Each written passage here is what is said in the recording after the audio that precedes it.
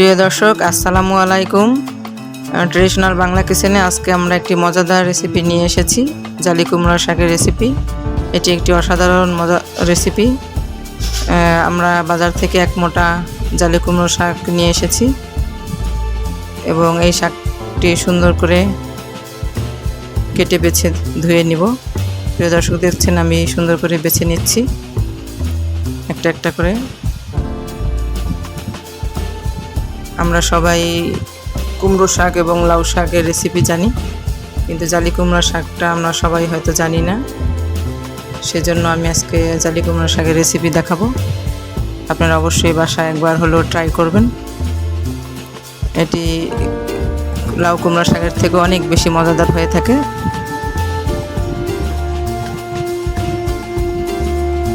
দর্শক দেখছেন আমি সুন্দর করে সমস্ত শাক বেছে নিচ্ছি।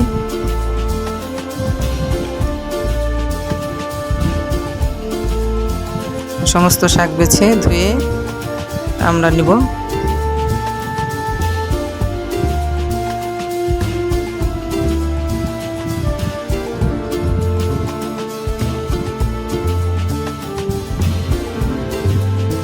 দর্শক, চুলায় প্যান গরম করে তাতে তেল দিয়ে দিচ্ছি।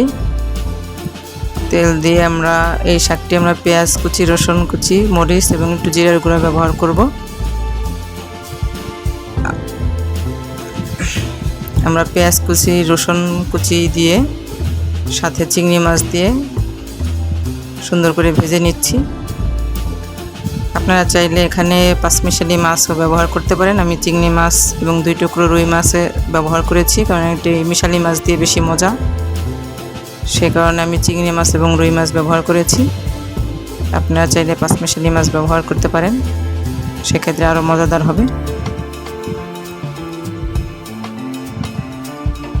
আমি মশলা মাছের সাথে 5 থেকে 6টা কাঁচামরিচ দিয়ে দিচ্ছি। এখন ভালোভাবে মশলা কষিয়ে নিচ্ছি।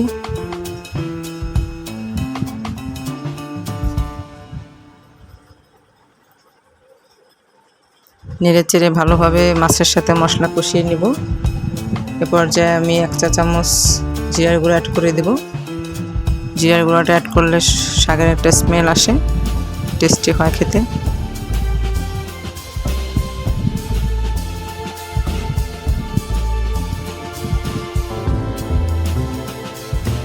এ পর্যায়ে আমি আগে থেকে 2টো মাঝারি সাইজের আলু কেটে ধুয়ে রেখেছি, এটা অ্যাড করে দেব।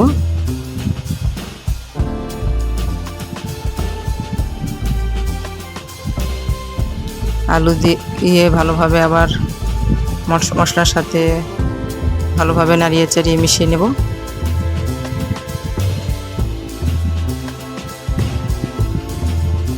আলুটা সিদ্ধ হওয়ার জন্য ঢেকে দিয়েছি, ঢেকে দেব। এ পর্যায়ে আবার আমরা নাড়িয়ে নিব। মশলা এবং আলু কষিয়ে নিয়ে আমাদের আলু এবং মশলা কষিয়ে নেওয়া হয়ে গেছে। এ পর্যায়ে আমরা ধুয়ে রাখা শাক প্যানে দিয়ে দেব। অল্প অল্প করে আমরা সমস্ত শাক প্যানে দিয়ে দেব।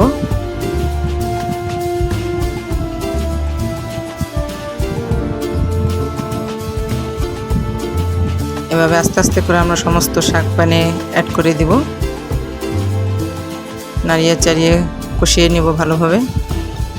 কষিয়ে আমরা এর সাথে পানি অ্যাড করে দেব অল্প পরিমাণে। মাখা মাখা হবে, খুব বেশি ঝোল না। আমরা এ পর্যায়ে নাড়িয়ে চাড়িয়ে ঢাকনা দিয়ে ঢেকে দেব। 8 থেকে 10 মিনিট পরে এসে আবার নাড়িয়ে চাড়িয়ে দিব।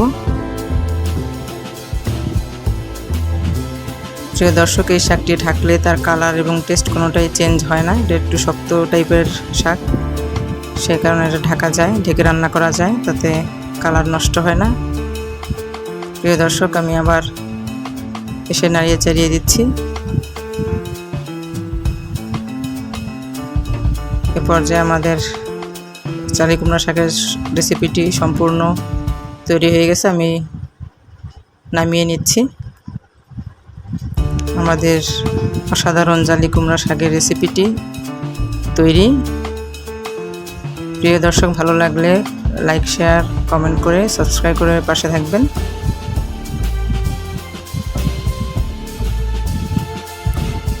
Thanks for watching. অনেক অনেক ধন্যবাদ।